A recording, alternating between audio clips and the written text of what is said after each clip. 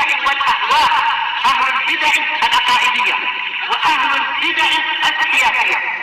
نقول بيننا وبينكم السلف، بيننا وبينكم الكتب، كان فيقول البدع بيننا وبينكم. Bismillahirrahmanirrahim. Alhamdulillah hamdan katsiran tayyiban mubarakan fihi kama yuhibbu rabbuna wa yardah. Wa asyhadu an la ilaha illallah wahdahu la syarika lah. Wa asyhadu anna Muhammadan 'abduhu wa rasuluh sallallahu alaihi wa ala alihi wa sallama tasliman mazida la nabiyya ba'dah. Ikhwani fillah hafizakumullah jami'an. Kita lanjutkan bacaan kita terhadap kitab Syarah Al-Wajibat Al-Mutahattimat. Terakhir kita ambil adalah berkaitan masalah pembatal keislaman yang ke-10, yaitu pembatal yang terakhir. Karena pembatal keislaman pada asalnya tidak hanya 10 saja, namun 10 tersebut yang paling banyak manusia terjatuh ke dalamnya. Kemudian juga banyak dari kalangan manusia yang lalai dan tidak merasa bahwasanya 10 perkara tersebut adalah pembatal keislaman. Yang 10 kemarin adalah termasuk pembatal keislaman adalah al-i'radu an dinillahi ta'ala. Berpaling dari agama Allah Subhanahu wa taala, la yata'allamuhu wa la ya'malu bih. Dia tidak mempelajarinya, tidak pula beramal dengannya. Jadi seakan-akan tidak peduli dengan agama Allah Subhanahu wa taala, tidak peduli dengan ajaran-ajaran atau syariat yang benar, tidak mau mempelajari bagaimana tata cara salat yang benar, bagaimana tata cara wudu yang benar, bagaimana barakallahu fikum berakhlak, beradab sesuai dengan syariat dan semisalnya. Itu dikhawatirkan orang tersebut manakala benar-benar berpaling dari agama Allah Subhanahu wa taala tersebut, justru dia akan masuk dalam jurang kebinasaan, yaitu dihilangkan darinya keislaman atau terjerumus dalam pembatal keislaman. Karena kemarin sudah kami sebutkan dan kita baca, tidak ada bedanya 10 pembatal keislaman ini antara orang yang melakukan itu sungguh-sungguh atau karena takut atau karena bermain-main, kecuali dipaksa. Karena mawani'ut takfir, penghalang-penghalang orang untuk tidak bisa dikafirkan, ada beberapa penghalang. Sudah kami sebutkan, di antaranya adalah al-ikrah, paksaan, kemudian al-jahl, bodoh, kemudian al-khata', kekeliruan, kemudian an-nisyan, lupa. Barakallahu fikum. Jadi mempelajari ilmu agama itu adalah perkara yang wajib. Kemudian setelah mempelajarinya, jangan sampai tidak mengamalkannya. Karena sudah jelaskan para ulama dan juga kita sering mendengar bahwasannya al-ilmu bila amal kal yahud, ilmu tanpa amalan bagaikan orang-orang Yahud. Wal amal bila ilmin kan nasara, dan beramal tanpa ilmu seperti orang-orang Nasara. Oleh karena itu al-Imam Al-Barbahari rahmatullah alaih dalam kitab Syarh Sunnah beliau mengatakan, wa'lam rahimakallah, dan ketahuilah semoga Allah Ta'ala merahmatimu, laisal ilmu bikasratir riwayah wal kutub. Bukanlah ilmu yang hakiki itu adalah apa? Adalah banyaknya hafalan, banyaknya riwayat, banyaknya kitab yang dia miliki, bukan itu. Innamal alimu man ittaba'al ilma was sunan. Namun orang dikatakan berilmu itu manakala dia mengikuti ilmu yang dia pelajari itu, mengamalkannya intinya ya, dan juga mengikuti sunnah-sunnah. Wa in kana qalilal kutubi, wa in kana qalilal kutubi. Walaupun dia itu apa? Walaupun dia itu ilmunya sedikit dan kitabnya dia sedikit. Wa in kana qalilal ilma, wa in kana qalilal ilmi wal kutubi, kata beliau. Walaupun ilmunya itu sedikit dan kitabnya sedikit, tapi kalau dia itu mengikuti Al-Quran was sunnah, berilmu dan mengamalkannya, itulah alim. Kemudian beliau mengatakan, wa man khalafal kitab was sunnah fahuwa sahibu bid'atin, kata beliau. Dan barang siapa yang menyelisih Al-Quran dan as-sunnah, sungguh dia adalah pelaku bid'ah. Wa in kana katsiral ilmi wal kutubi. Walaupun ilmunya banyak, kitabnya banyak. Kitabnya segudang misalkan ya, atau punya maktabah penuh, tapi dia tidak mengamalkan apa yang tercantum dalam kitab-kitab salaf tersebut. Cuman senang atau bangga untuk menumpuknya atau memilikinya saja. Itu keliru ya. Barakallahu fikum, karena Kata beliau tadi, yang beliau ungkapkan tadi bahwasanya innamal alimu manittaba'al ilma was sunan. Hanya saja orang alim, orang yang berilmu yang hakiki itu yang mengikuti ilmu dan sunnah-sunnah Rasulullah sallallahu alaihi wa ala alihi wasallam. Itu sebagaimana yang nukilkan dalam kitab Syarhus Sunnah lil Imam Al-Barbahari rahmatullahi alaih. Kemudian juga dinukilkan kalam seorang imam yang mulia, bagus sekali kalamnya, yaitu Al-Imam Fudail bin Iyad rahmatullahi alaih, la yazalul alimu jahilan hatta ya'mala bi ilmihi fa idza 'amila bihi sara 'aliman. Senantiasa orang yang alim, punya ilmu, itu tetap dianggap bodoh dia. Sampai dia mau mengamalkan dengan ilmunya tadi. Maka apabila dia mengamalkan dengan ilmunya tadi, maka jadilah dia seorang alim yang hakiki. La yazalul alimu jahilan hatta ya'mala bi ilmihi fa idza 'amila bihi sara 'aliman. Senantiasa orang yang alim itu bodoh sampai dia mau mengamalkan ilmunya. Maka apabila dia mau mengamalkan ilmunya, menjadilah dia orang yang berilmu. Kemudian juga berkata Al-Imam Az-Zahabi rahmatullahi alaih dalam Siyar A'lamun Nubala, bahwasannya kata beliau, "Summa al-ilmu laisa bikasratir riwayah." Kemudian ilmu itu bukan banyaknya periwayatan. Jadi ilmu yang hakiki itu bukan banyaknya periwayatan, banyaknya hafalan, banyaknya kitab, itu bukan. Barakallahu fikum. Kemudian beliau menjelaskan bahwasannya ilmu yang hakiki adalah apa? Adalah orang yang mengamalkan ilmu yang dia miliki. Barakallahu fikum, seperti itu. Allahul musta'an. Kita lanjutkan, barakallahu fikum hafizakumullah. Jangan sampai kita seperti orang-orang yang berpaling dari agama Allah Subhanahu wa taala, tidak mau mempelajarinya, tidak mau mengamalkannya. Qala asy-syarih asbahullah wa aidan minal adillati ala ma taqaddam qauluhu ta'ala, dan juga termasuk dalil yang telah kita lewati adalah firman Allah Subhanahu wa taala, walladzina kafaru amma unziru mu'ridun. Dan adapun orang-orang kafir, dari apa yang diperingatkan kepada mereka dari Al-Qur'an maupun dari syariat-syariat yang ada, mu'ridun, mereka berpaling. Jadi sifatnya orang kafir itu kalau dinasihati, diingatkan, justru berpaling. Sebagian mereka menolak. Wa idza dzukiru la yadhkurun. Apabila mereka diingatkan la yadhkurun, tidak mau mengingat. Allahul musta'an. Fadalat hadhil ayatu ala kufril mu'rid 'anid din. Maka ini menunjukkan bahwasannya, ayat ini menunjukkan bahwasannya kafirnya, kufurnya orang yang paling dari agama.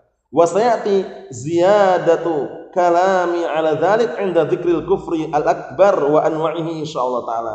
Dan akan datang tambahan penjelasan pembicaraan mengenai hal tersebut pada waktu penyebutan kekufuran atau kufur akbar dan jenis-jenisnya, insyaallah taala akan datang penyebutan secara panjang lebar, kata beliau.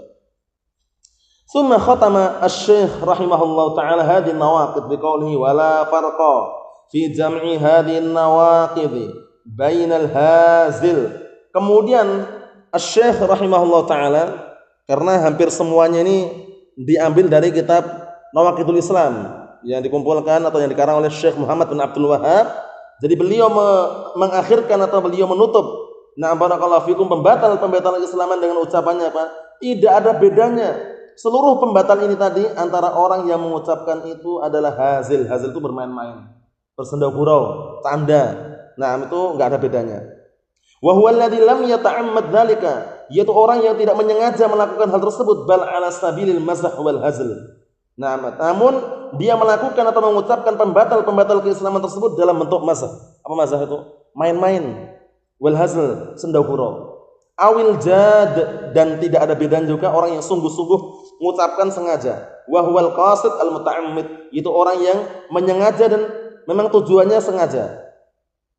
Awil khaif, atau orang yang takut. Wa huwal ladzi yakhufu bil kalam awil fi'l wa yuhaddid wa yata'awwad min ghairi fi'lin aw bisyai' khafif wa nahwu dzalik. Maksudnya orang yang takut padahal belum diapa-apain dia. Takut itu beda-beda ya. Baru digertak itu sudah takut padahal enggak diapa-apain. Itu sudah enggak diperbolehkan di situ. Maksudnya dia enggak boleh di situ mengucapkan ucapan kekufuran karena belum ada ancaman, hanya gertakan saja gitu loh. Barakallahu fikum. Kita lihat sini, yaitu orang yang takut dengan sebuah ucapan atau perbuatan atau ancaman, padahal belum ada perbuatan dengan sesuatu, padahal belum ada perbuatannya, atau ancaman dengan sesuatu yang ringan, cuma digertak saja. Dengan gertakan dia langsung takut. Dengan takut itu akhirnya dia mengucapkan ucapan kekufuran. Padahal belum ada ancaman yang sifatnya sampai ikrah paksaan. Kecuali senjata sudah ditodongkan misalkan ya, berarti memang benar-benar posisi darurat di situ. Nah, kalau ini belum gertakan toh. Gertakan dengan suara lalu dia takut. Nah, akhirnya dia melakukan atau mengucapkan ucapan kekufuran yang seperti itu dilarang. Allahul musta'an. Malam yasil ila haddil ikrah, ya enggak? Jadi ancaman tersebut masih dikatakan ancaman yang tidak boleh kita takut. Selama belum sampai tingkatan ikrah paksaan. Dipaksa, ditodong itu istilahnya ya. Allahul musta'an. Wa huwa qauluhu illal mukrah, yaitu ucapan beliau illal mukrah. Nah, kecuali orang yang dipaksa. Faman ukriha ikrahan sahihan mu'tabiran. Maka barang siapa yang dipaksa dengan paksaan yang benar dan dianggap paksaan tersebut fala syai'a alaih, maka dia tidak dosa. Bi syarti kauni qalbihi mutmainnan bil iman, tapi syaratnya perhatikan, hatinya harus tenang dan yakin dengan keimanan. Jadi ketika dipaksa kamu harus mengucapkan bahwasanya Allah Ta'ala itu enggak ada, misalkan ucapan kekufuran itu kan. Nah, posisi pistolnya ditodongkan dan peluru sudah ada di situ. Nah, ancaman ini istilahnya ya. Nah, kemudian dia mengucapkan itu, dia enggak berdosa. Asalkan apa? Hatinya tetap yakin bahwasanya Allah Ta'ala itu ada. Apa maksudnya? Nah, Allahul musta'an. Kama qala ta'ala, sebagaimana firman Allah Ta'ala, illa man ukriha wa qalbuhu mutmainnun bil iman, kecuali orang yang dipaksa dalam keadaan hatinya tetap masih yakin dengan keimanan. Li'anal ikraha la yakunu illa fi dzahir, karena yang namanya paksaan tidaklah terjadi kecuali pada zahirnya aja, ya enggak? Orang enggak tahu zahirnya bagaimana. Orang tahunya zahirnya saja, batinnya enggak tahu. Batinnya dia enggak tahu. Oleh karena itu, na barakallahu fikum, kembali ke hati tadi. Wa amma aqidatul qalbi, adapun keyakinan hati fala yukrah adun 'alaiha, maka enggak ada seorang pun yang bisa dipaksa. Keyakinan hati itu enggak ada seorang pun yang bisa dipaksa. Nah, barakallahu fikum. Tapi kalau secara zahir yang kelihatannya dia mau, padahal dia hatinya enggak mau gitu istilahnya ya. Naam. Faman irtakaba naqidan min nawaqidil Islam, maka barang siapa yang terjerumus atau melakukan salah satu pembatal daripada pembatal keislaman, sawa'un kana hazilan aw jaddan aw khaifan aw mudahinan. Maka barang siapa yang melakukan salah satu pembatal keislaman dari pembatal-pembatal yang ada ini, baik dia melakukannya karena hazilan, bercanda, senda gurau, au jadan atau sungguh-sungguh, au khaifan atau takut, au mudahinan atau tanazul, maksudnya itu dia mengalah dalam keadaan belum saatnya dia mengalah gitu ya. Nah, barakallahu fikum, atau dia mengucapkan itu biar dapat kedudukan atau dapat gelar. Jadi untuk mencari barakallahu fikum perhatian gitu ya. Au li ayyi gharadin min al-aghrad, atau dengan tujuan apa saja daripada tujuan-tujuan yang ada, faqad kafara wa kharaja 'anil millah, sungguh dia telah kafir dan keluar dari agama Islam ini. Illal mukrah, kecuali orang yang dipaksa, kama taqaddam. Summa bayyana asy-syekh anna hadhihi an-nawaqidha kullaha min a'dhami ma yakun khataran wa syarran. Kemudian Syekh menyebutkan bahwasanya pembatal-pembatal keislaman ini seluruhnya 10 ini termasuk pembatal keislaman yang paling jelek dan paling berbahaya. Karena orang enggak merasa enggak terasa ketika jatuh dalam pembatal tersebut. Wa aktsar ma yakun wuqu'an, dan kebanyakan orang terjatuh di dalamnya. La siyama, terlebih-lebih lagi fi hadil azman al-mukhifah, terlebih-lebih lagi di waktu-waktu atau saat-saat ini yang sangat menakutkan. Naam, fayajibu 'alal muslim an-nasih li nafsihi an yahdharaha wa yata'allamaha. Maka wajib atas orang muslim yang dia itu ingin menasihati dirinya, hendaknya dia berhati-hati.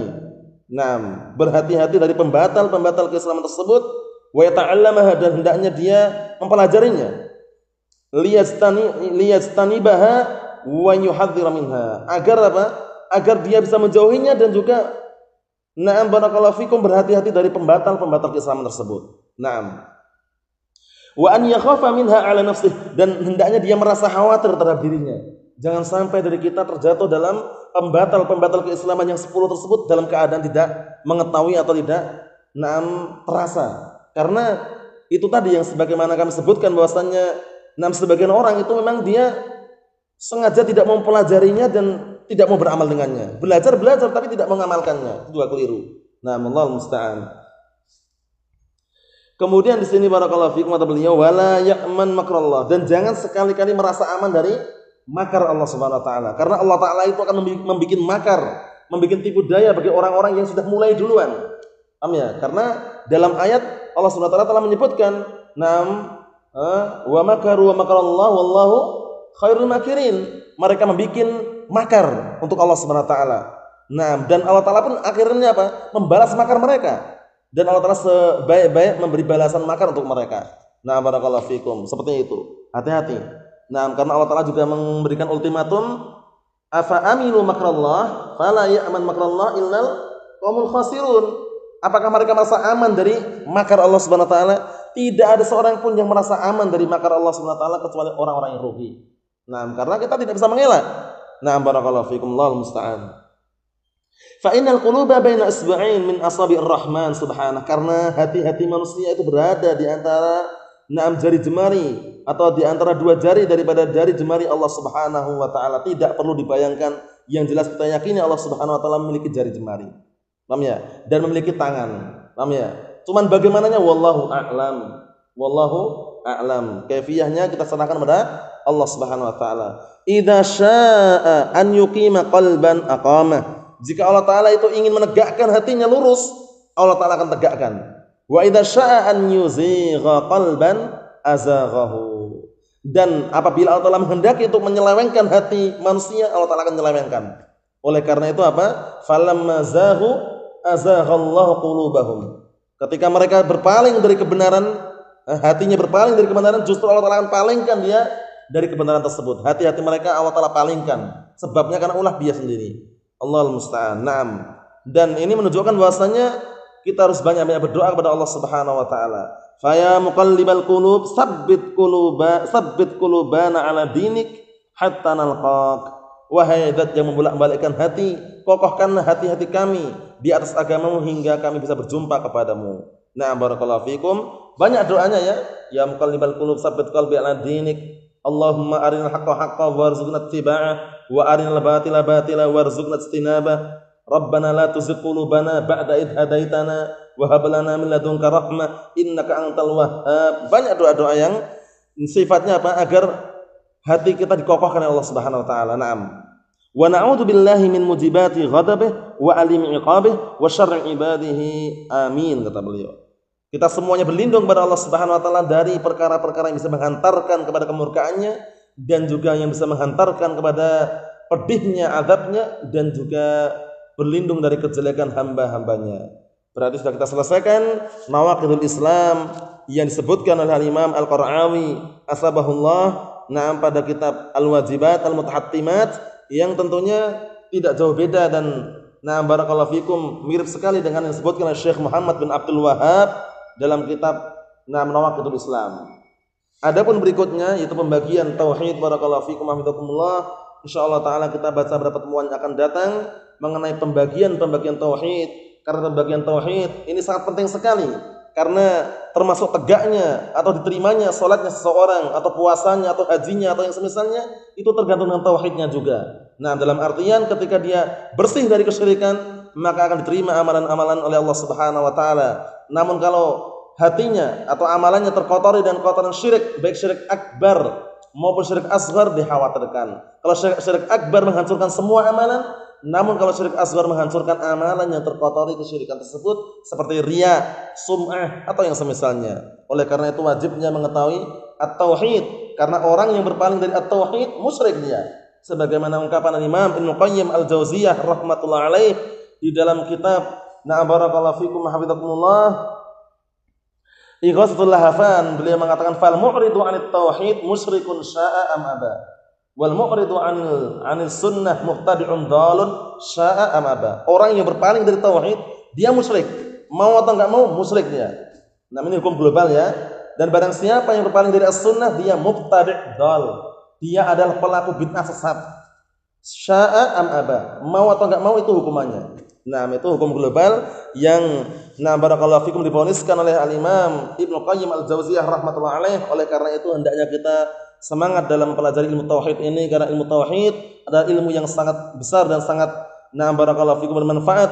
Karena ilmu tauhid nanti pembahasannya adalah kalimat la ilaha illallah, yang mana kalimat la ilaha illallah adalah kalimat yang bisa menyelamatkan pengucapnya dari api neraka. Man kana akhiru kalamihi la ilaha illallah dakhalal jannah. Barang siapa yang akhir ucapannya adalah kalimat la ilaha illallah, maka dia dijamin masuk surga. Tentunya ucapan tersebut sebagaimana sudah kita baca dan disebutkan dalam kitab-kitab yang lainnya, bukan semata-mata ucapan namun diucapkan dengan keyakinan yang yakin dan ikhlas mengharapkan wajah Allah Subhanahu wa taala. Nasallahu salamat wal afiyah fid dunya wal akhirah wa nasallahu azza wa jalla an yuthabbitana wa iyyakum ala kitab was sunnah hatta nalqah innahu waliyudzalik wal qadiru alaih walhamdulillahi rabbil alamin.